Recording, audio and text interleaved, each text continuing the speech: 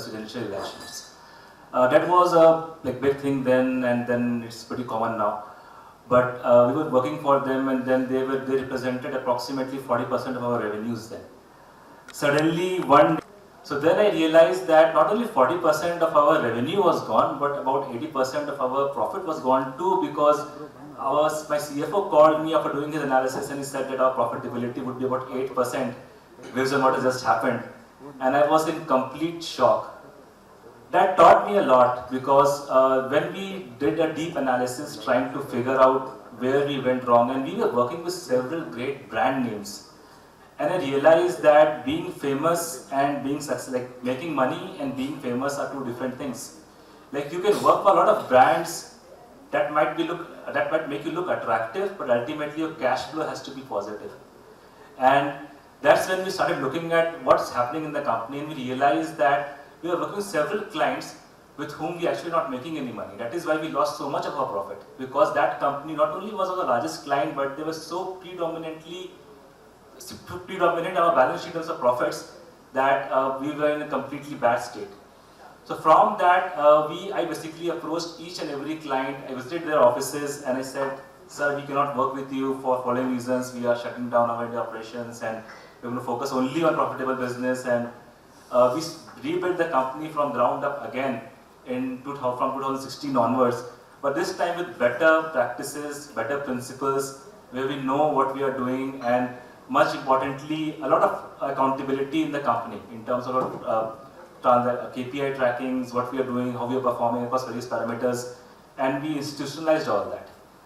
With the core team who joined me, I was particularly very clear in terms of being absolutely transparent and being a person of high integrity. What I mean by that is, whenever I committed something, I made sure I followed through. I was absolutely transparent in sharing data. I involved them across in making all important decisions.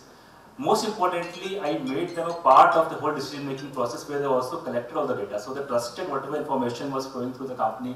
It was not the CEO telling how the company is doing or how such things are happening. They knew how things are happening. And then we created this structured organization where all the KRAs were driven from the company goal, and all their financial incentives and what they are going to get out of it was clearly defined, clearly traceable in black and white, and they themselves knew.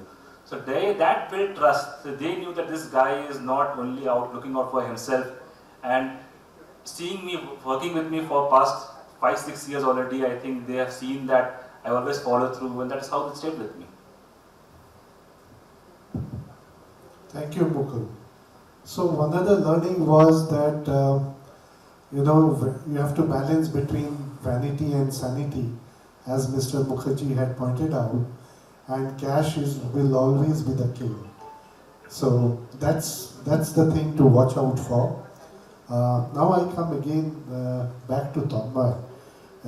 Tanmay, incidentally, is not only an entrepreneur, but he has other passions in sports, photography. I think he has also produced 7 Bengali regional films, and one is about to come out very soon with famous actors and actresses. So Tanmay, how do you balance? This is the business part.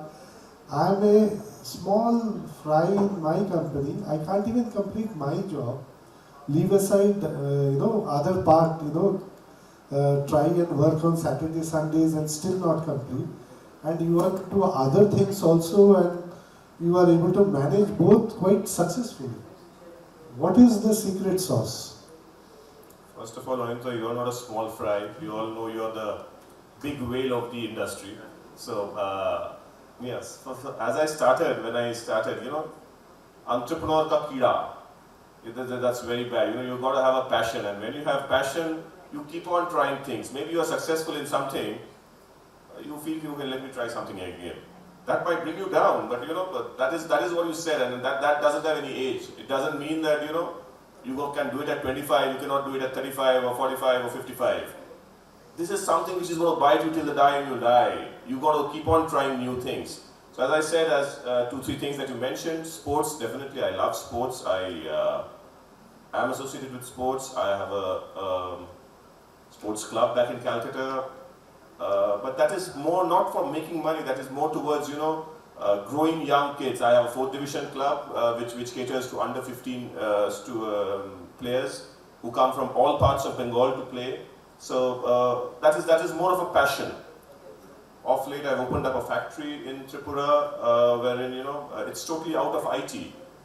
Since the polythene and plates like that has been banned, so nowadays you're going to hear a lot of biodegradable stuff, sustainable stuff. So we are making biodegradable, sustainable dinnerware. In Tripura, there's a lot of arecanut leaves, supari patta that we say. So and those what is happening out of that is, one is definitely it has a business angle, but moreover that we are trying to generate employment. Every house in Tripura has a supari tree. And what happens is, they do it for trading the supari part. They never knew that these leaves which grow out of that tree, they used to fall down and that used to be a waste. But that also can be used. So what we do is we now buy out those leaves from them. We have our factory, we have mechanized that, and we are making dinnerware plates out of that. Which I'm sure in the next 5 years, that is my assumption, I might be right, I might be wrong, but I'm sure we need sustainable, biodegradable dinnerware. So that's why I have plunged into it. So we are working with a lot of self-help groups out there who are supplying, and at a remote village like that, even if that family is earning 5,000 rupees a month by just selling things which they used to think was waste, it is just fall off.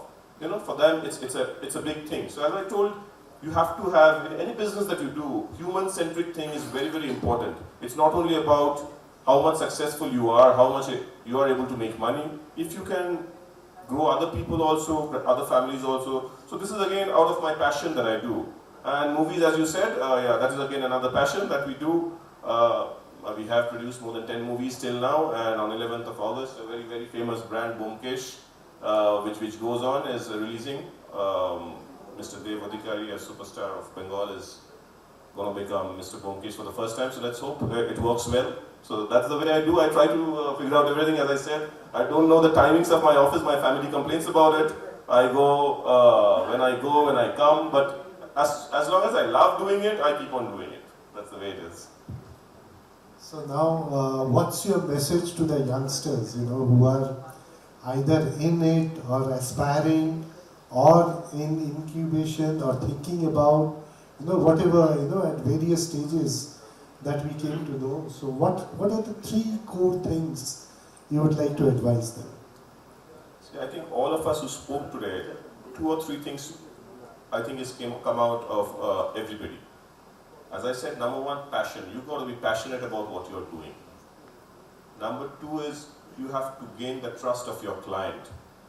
Trust of that client and solving his problem is very, very important. You have to see that the client trusts you. Because, there are multiple times that when we take up an order at a particular price and later on after some time we realize, no, this is going to cost more and your balance sheet is going to be negative. But if you have already signed for something, integrity is the third part. If you have signed in something, maybe you're going to make losses, but don't go back to him at that point in time. Finish your thing, finish your work, and then you go back to him and tell him, sir, I made a lot of losses out of this, if you can help me out. And I'm sure your client is going to be beside you. So have these things in yourself, have the trust of the client, be integral to yourself, and you have to have a lot of passion. Entrepreneurship is not easy. You have to have passion. Thank you, Tanmay. That's a great takeaway also for me. So now we come to Chiranjeev. So Chiranjeev has a similar story. Now while he is the CEO managing the top line, bottom line, growth, transformation, he is also a professor in Great Lakes, Chennai and IIM Udaipur. So how do you manage with such, demands of your profession? How do you manage and balance the two? Thank you, sir. So, as I was saying that when we, by we I mean our company, Wisatech, when we were planning to move upwards the value chain from product centricity to service centricity, with tremendous inspiration from the founder, as I told you, Suresh Mishra, I got into research to be actually sure of the consulting pillars that this company would actually build. So I got into Indian School of Business Hyderabad to do a research on how to identify strategies which would more or less ensure a successful transformation. And luckily, in fact, the work that we have been trying to do that actually converged with my research. And while doing that research, I actually got a lot of insights that this kind of a transformation, while there were a lot of academic journals available on the subject in which a lot of people kept saying that you must transform from a goods-centric approach to a service-centric approach, and service transition is a must, but hardly there was any empirical results available on that, and hardly there were experiments done around that and published. And therefore I had the opportunity to do an experiment running all possible, not all possible, but some services to multiple clients, about 30 clients. I ran those services, invested in resources in those clients, and then by virtue of doing those experiments, got a lot of insights and decided on certain pillars of growth, services which are going to stay for at least a decade, services which would be in demand. So questions like whether those services are related to your core business, and how do you invest in resources, how do you pick up the right pillars, how do you retain the resources, whether you can run multiple customers through one expert resource from one geography, all those kinds of questions. And how in a digital age you will really create value for your customer. So by digital, obviously we have a lot of interpretations nowadays. To me, digitization means increasing operational efficiency, and by digital, to me it means creating innovative solutions for the customer. Work from home under duress may not always be digital. Having said all that, I teach competitive strategy in a digital age, which actually converges with the work that I do. And therefore, whatever work that I do, when I am able to take to the classroom to young minds, I really enjoy that experience, and I also learn from them and try to apply it back to my company, Tech Informatics. So that's all about this journey, sir. So it's quite a symbiotic relationship that he has been able to build. So what would be your mantra to the youngsters?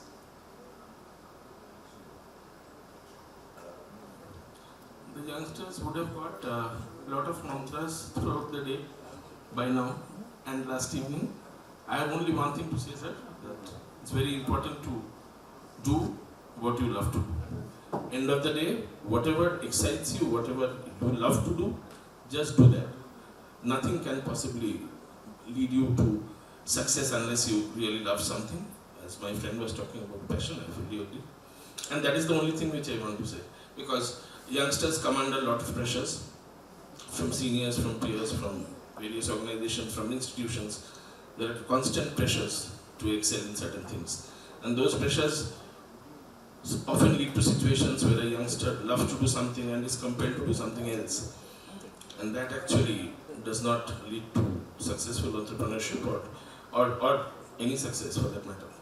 So loving one's job or loving one's task is most important, and that's all. That's all that I have to say. Thank you, Chiranjeev. Anand, So Dada, I would just like to add I a got little. to Meenal, now that you have taken the speaker. Okay, so first you speak, and then also after that, what is your message of your journey as an entrepreneur, to the youngsters who are aspiring or who are already there? So before I even just say that, I would just like to add on to what Chiranjeev Jha said. So what he said was a very interesting articulation, that he is teaching into a university or a college. Now when we talk about youngsters, believe me, nobody likes to listen to Gyan, including us. So when we think of not listening to all the Gyan, why would we have people like Chiranjeev Jha coming into the foray? Reason being, the live examples are what people like to listen to. They are the real life stories which people like to listen. And that is precisely the reason which is one of the biggest takeaway for all the youngsters, that people who have been successful in their life should take out time to give education to the youngsters in some way or the other. Because this is something which I think everybody needs in a real life scenario, not on that per se to gang formats. So this is what I would completely agree with Dada, and it's a clear-cut success formula for understanding the youngsters on that line. That's what I wanted to just share that view on with him. Okay, I'm in sync with that idea. And sorry sir, what was my question? Instead of the gyan, if you can share your experience, Okay. which can help them. Okay, so I would just like to share that. So when we are growing, we had two things in mind. There are different markets and different strategies to penetrate the market. And when business it needs money and it needs business. So to grow your business, we used the tactics of differentiator. Now when we say differentiator, so there were 2-3 models we worked with. My partner who sits in Jaipur, and we are having a factory there. He's the technical turnaround guy and the person who has the brain behind all this. He decided to go into a depth model in Rajasthan, because Rajasthan is a very upcoming market for the education industry. So he went into a depth model, and I was sitting in Calcutta, and I found, for me, the strategy would be to go into the fringe markets, which is go into deeper segments of, let's put it that way, Northeast, Manipur, Tripura, Odisha, Jharkhand, Bihar, the places which are less penetrated. So going in Bihar market into a small location like Bhagalpur, into a small place called Sitamarhi, these are the biggest tricks which worked for us, because one, you grow your business either through depth or either through width. So we worked in both the ways. I think, and that was precisely one of the reasons why we succeeded very fast. A company which is of hardly 4 years of clear balance sheet and with a positive cash balance and cash flow, and a company growing very fast with an average rate of at least more than 300 to 500% per year, and growing from a 2-people team to a 60-member team is something which is actually very, very fast. And this growth also needs to be digested and still be grounded. That is one of the biggest challenge of us as people, as human beings, because we are finally emotional beings and we get carried away by our own success. We are so inflated by our own thoughts, by our own work. For that, the only mantra is be in the market, be on the ground, keep meeting customers on a daily basis. They are the people who bring in sense into you on a day in, day out. So they are the people who will teach you to be on real life checks. This is my real mantra, to be there on real life checks. Don't be inflated by your own work. Fantastic. Thank you. Thank you, Meena. Now I come to Shambhojit. Shambhojit is looking very serious. I'll tell you why. Infosys has given a guidance of a subdued guidance.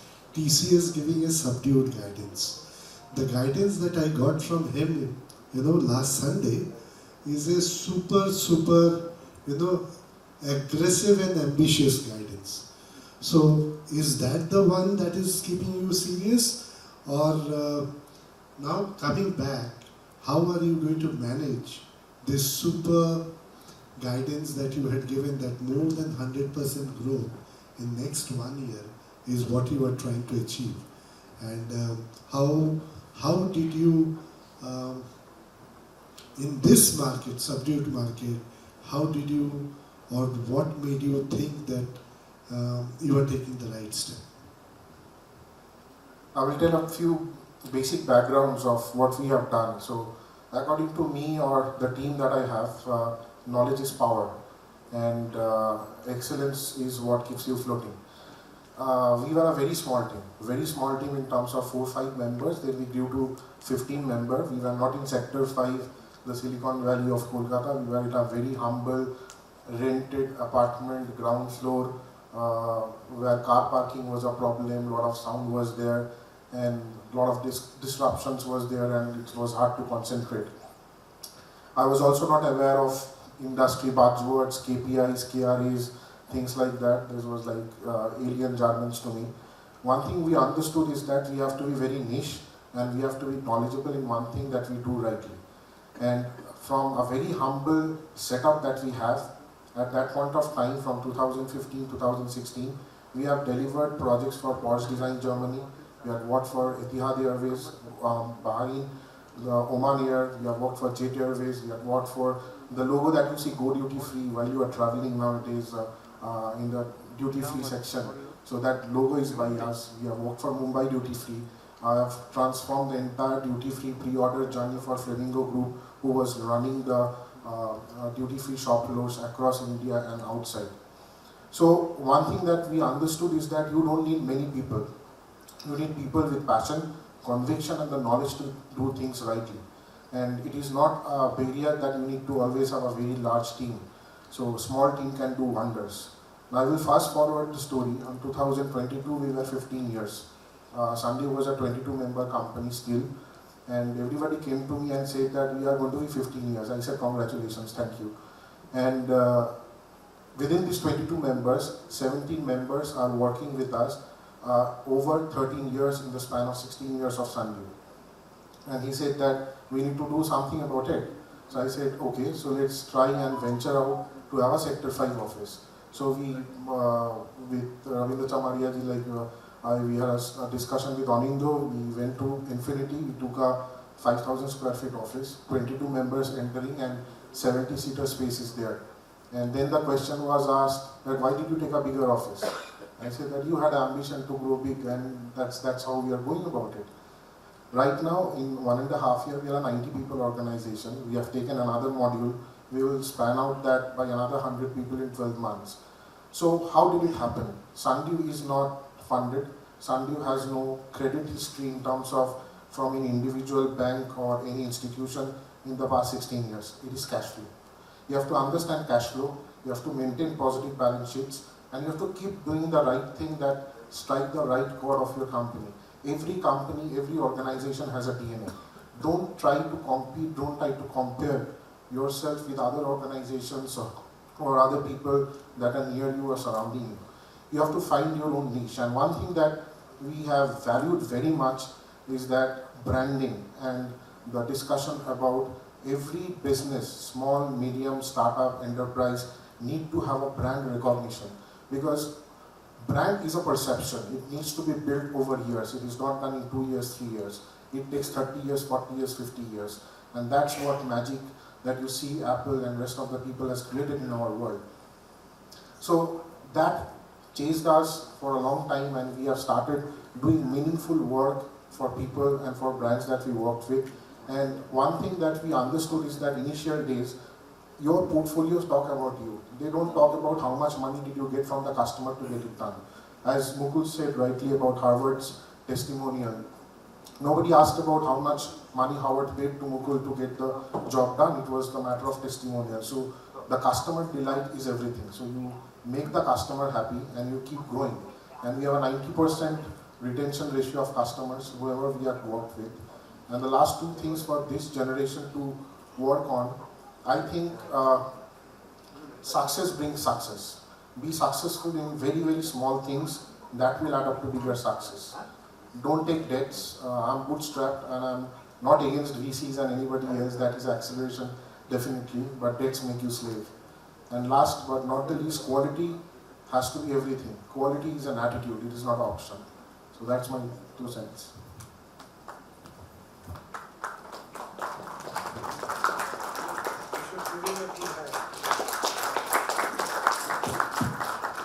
Now I come to the last person, Mukul. So what is your advice? Not advice, no gyan, okay? But what would you like to share out of the experience of the journey that you did? Know that they may remember and which may help them. Sure. Of everything, 2 things I would like to say is, number 1, think long term. Whenever you are making a decision for your company, whatever you are doing, always think long term. Do not play the game of checkers, play chess. Don't think short-term benefits, because ultimately it's going to come back and bite you. The second thing I am going to say is honesty with yourself, with your team members, with your client is everything. If you are too clever, you might accelerate in the short term, but ultimately people will see through you. So have absolute integrity and be an honest person. So I guess that's why I landed that. Thank you. So I would like to request the audience, please give the entire panelist a big hand.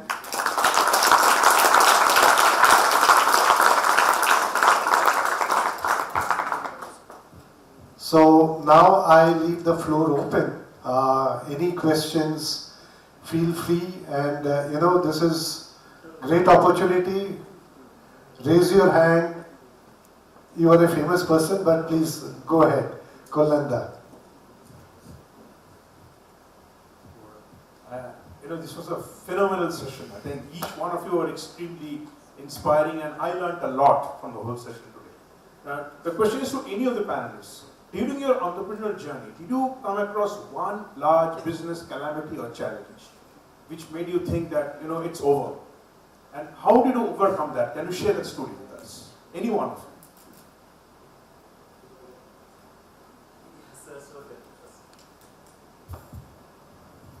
So what happened with us in 2016, which I was saying, is that everything was going fine and suddenly our largest client pulled the plug.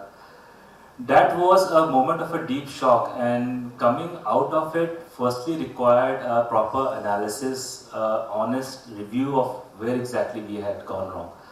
The worst thing could have been that we could have all sulked and blamed the client and blamed the market, but we realized that we have to do a deeper analysis that, okay, this is the problem, this is what we are dealing with, the proper assessment of the current situation. Okay, so what do we have right now? What are we left with after that is gone? And how do we build from here? Then when we start understanding the problem properly, we understood that not only revenue was gone, but profitability was gone too. But how did that happen?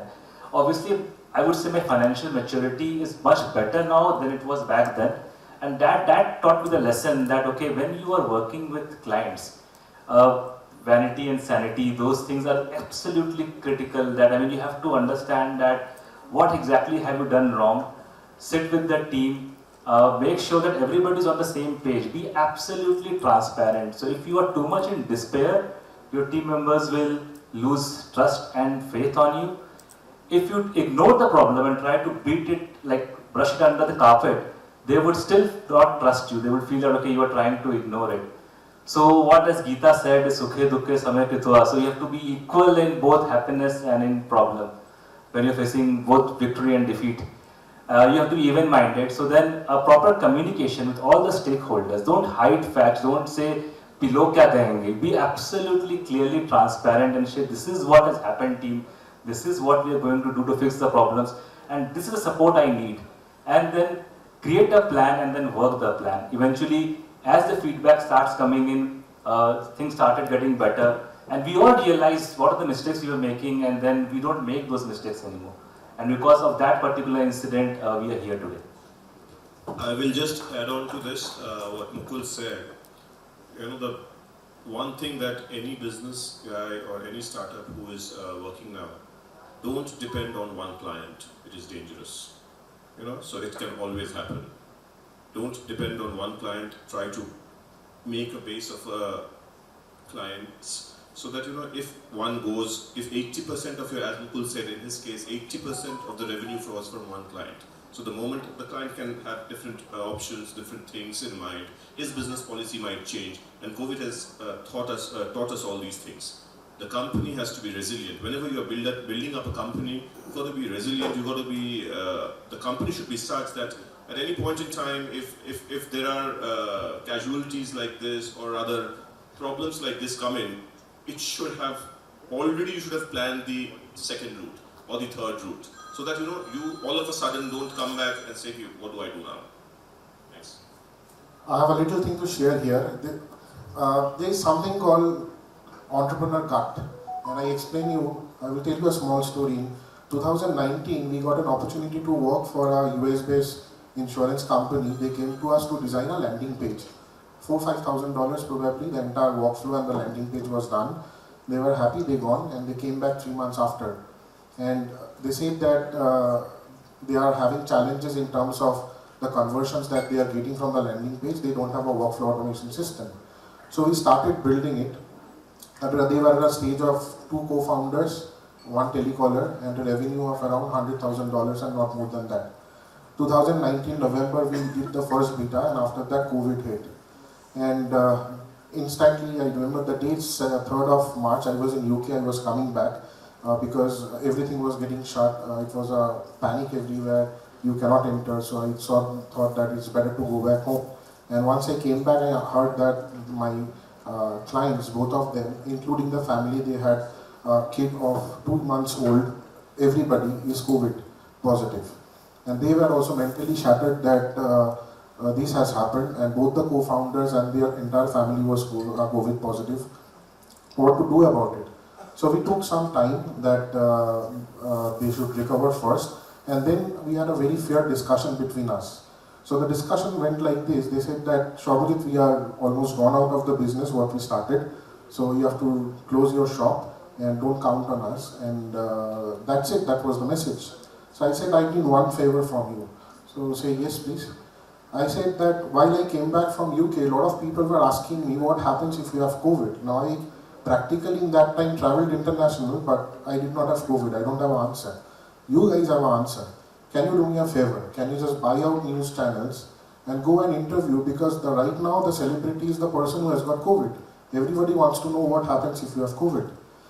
And they were frustrated and angry both at me. I said that you're a mad guy. So I said, trust me, it's a gut. And you do it, and with a lot of convincing, and the convincing took another 7-8 days. Fast forwarding, they went for the interview. They appeared and they said that they had COVID, how they have recovered, what are the symptoms, what are the life-changing things they have had. Now the bigger question is, how did you have COVID? So we stitched out the storyline. Being a $100,000 company, that the storyline was, we are one of the topmost home warranty and insurance companies based out of New York. So we travel across United States, we meet the CXOs often, and we don't know what happens and what happened and how it happened. We were selling 2 policies, 3 policies a day at that point of time. 1.5 months after, we were selling 60 policies a day. This company that I'm talking with, it is an $80 million company right now, 200 employees in New York, 80 people are doing their BPO, like the call center job in Dominican Republic, and I'm a CTO of the company as well. So it is about an entrepreneur gut. You have to really with the gut.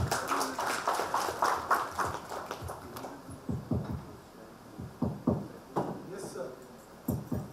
So I was rightly observing, and I have an observation and a question to all of the panelists who run software services companies. Software services has its own challenges. First, the journey has been exciting. Kudos to you for navigating the journey and overcoming the obstacles. So for that you require a big hand and applause. But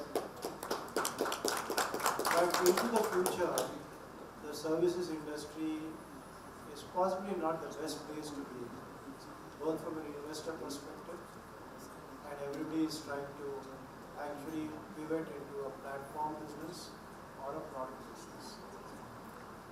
And a lot of international business is also becoming very, very competitive. The big service people, especially my ex-company, Infosys, TCS, Wipro, they have scale, so they can take any job at any price.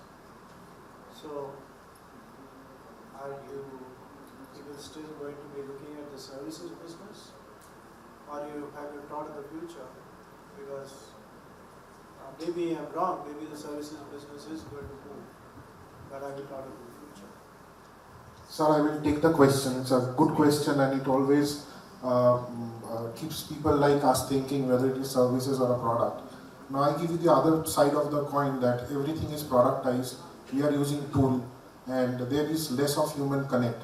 We are forgetting how to do bespoke work. We are forgetting how to light lines of code which made us what we are, and things are all automated for us. This generation probably has not written codes on notepads, and they are using IDEs. So the services industry are equally important to keep the legacy on and keep harping on the systems, what we have learned from the past, and most importantly, bring the human part to the equation, where tools are not deciding and doing things for others, but there are human brains who are working behind it.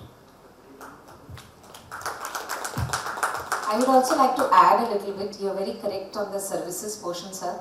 So today I think is the era of collaboration. If you feel your business is being challenged and you have no way out, you can start collaborating with the right, let's put it that way, people around you who are complementing in your services. It could be like a service, software service can be collaborated with a hardware can be collaborated with the software. Same way, another service can be collaborated with another service. So what I am trying to tell is that today it is the world of collaboration, and that is going to stay. So we need to understand what the others are doing and let us join hands and do it together. That's going to be the winning edge. It's not about doing alone, it's about doing as a team and winning as a team, because it's a win-win for every one of us. That's all we should look for.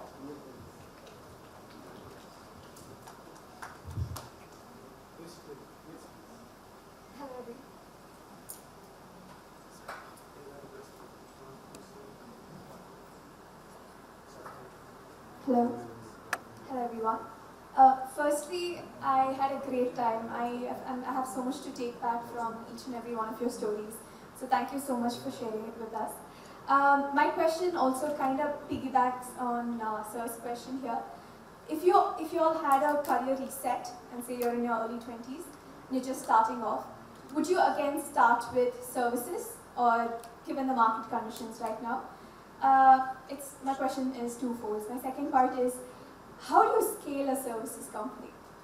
After a point, say the flywheel of clients just run out, how do you expand, how do you develop, and would you recommend people to enter the space with service? Thank you.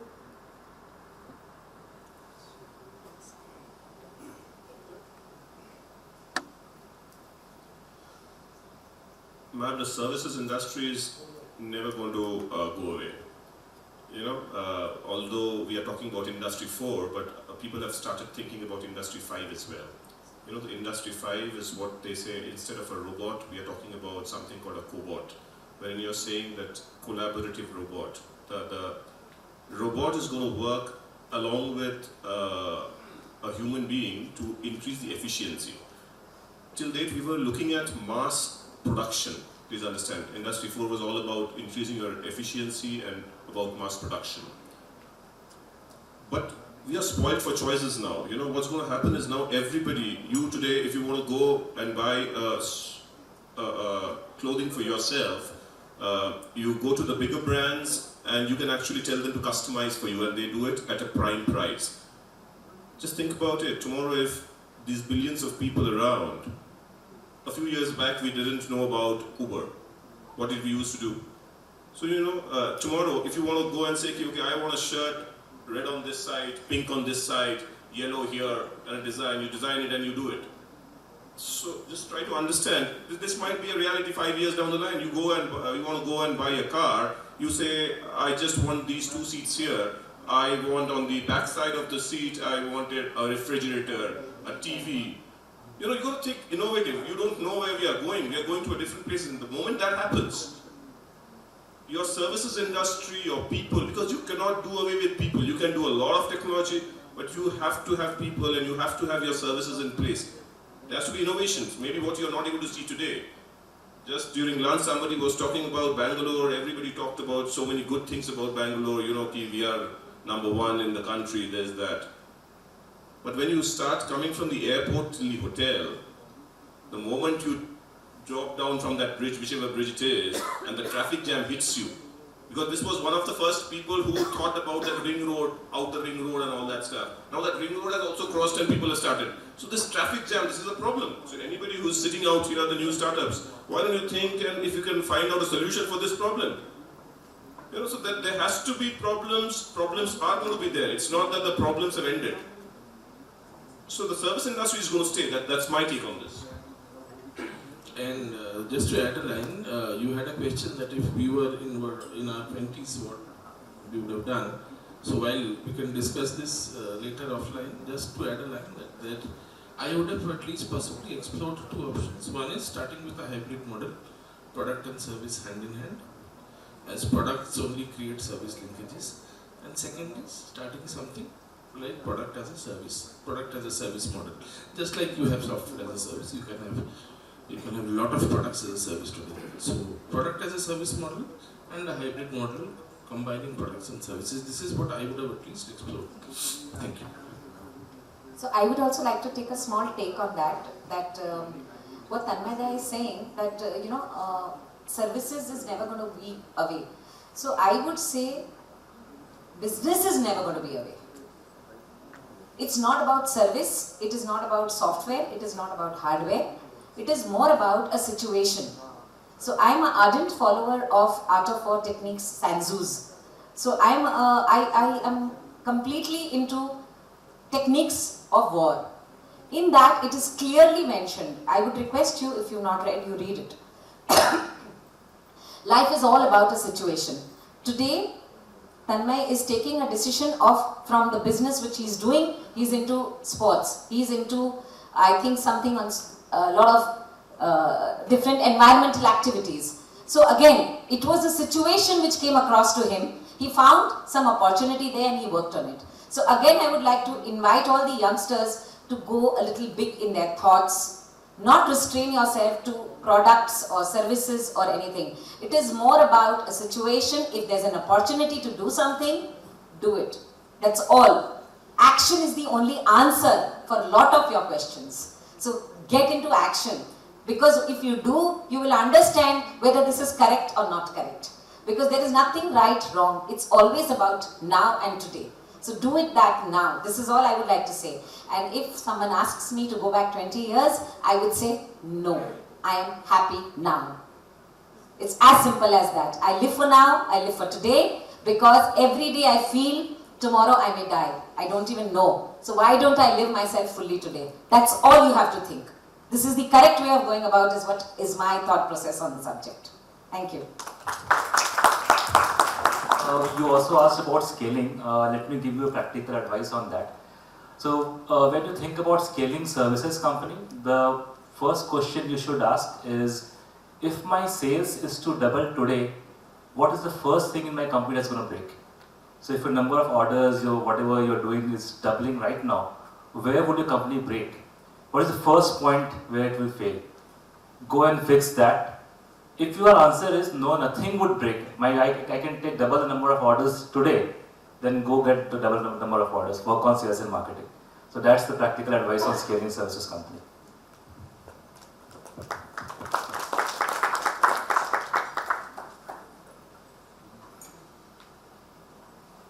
So, one last question before the beer.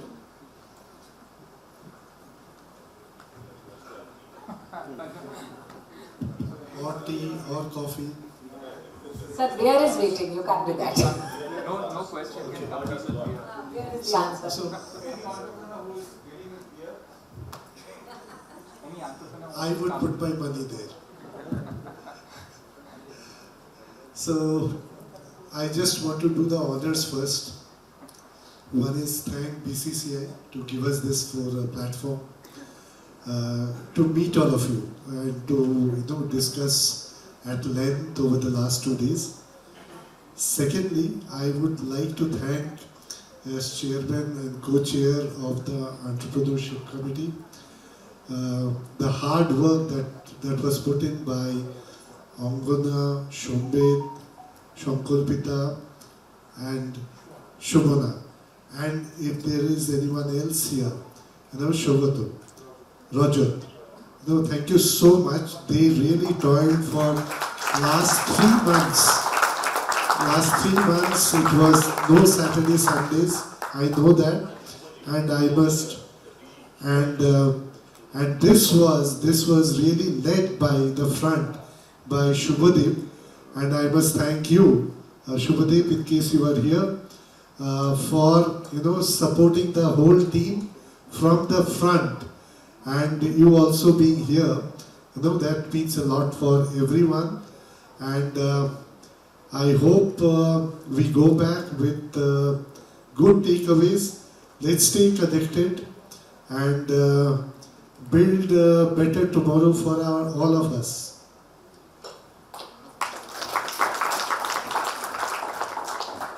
I would like to thank Anindada for this fantastic session, moderating all of us. Thank you very much.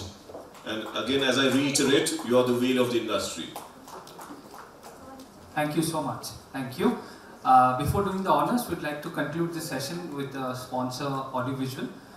Can we have the Adamus Tech Consulting's audiovisual, please? Volume.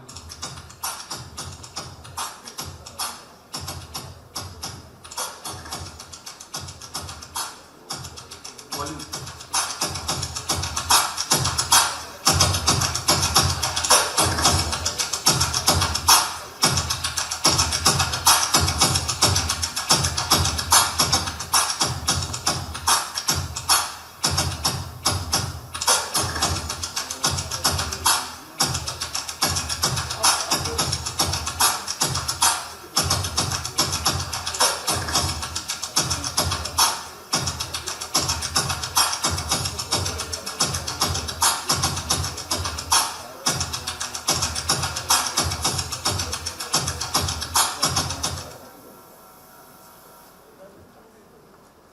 So that brings us to the conclusion of the 2-day-long proceedings for the first ever Techie Summit.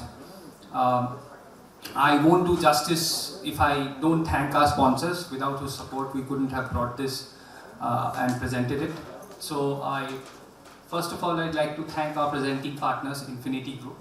Mr. Maria sir is here. Thank you so much.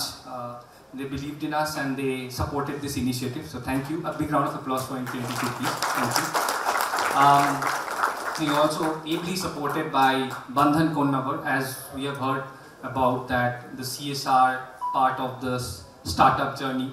So they also have this faith in us. In fact, the Webel BCCI Tech Incubation Center is also supported by Bandhan Konnavar. We are extremely delighted to have Atal Innovation Mission, the country's flagship innovation mission, which is part of NITI Aayog, to have supported this program, and as a result of that, we have AICDSU also with us in this initiative. Thank you so much. Adamus Tech Consulting, MB Software, M Johnson Services Private Limited, PwC, Sundew Solutions, all of them. Thank you so much. A big round of applause for them. We also extend our thankfulness to Excite Industries Limited. They have been supportive.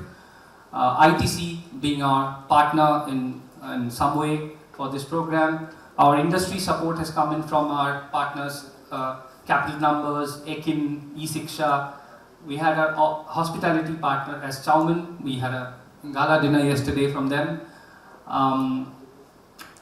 Yes, and last but not the least, there was a session which we have thoroughly enjoyed, ISI Innovation Mission, that has also had their vision for this program. They joined hands with us, and also thanks to them. And to reach out far and wide in Bangalore, we also had the support coming in from Red FM Bangalore. Majority of you must have heard their notice board wherein the program has been promoted and announced. So once again, thank you so much, and thank you Bangalore for having the faith in us and turning out in numbers. It has been a wonderful couple of days and a very enriching and fulfilling one. And we have a lot of enriching takeaways, and we hope to come back once again in the coming years. Thank you. So let us finally do the honors. May I request Ravindra Chamaria sir please to come up on the dais. So sir, if you can kindly So we'll do that photograph with the mementos in hand. So Chamaria sir, if you could kindly pass on the memento to Anindu Chatterjee sir. Yeah, Anindu Chatterjee sir first. Mr. Chiranjeev Bhattacharya, Dr. Chiranjeev Bhattacharya next.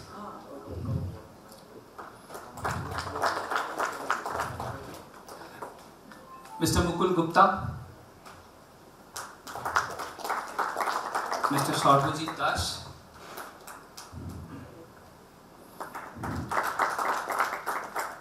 Mr. Tanmay Banerjee.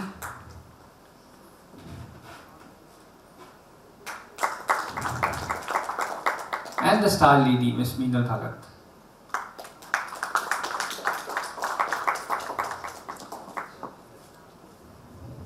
On behalf of Bangalorean, we would like to thank BCCI for Thank you.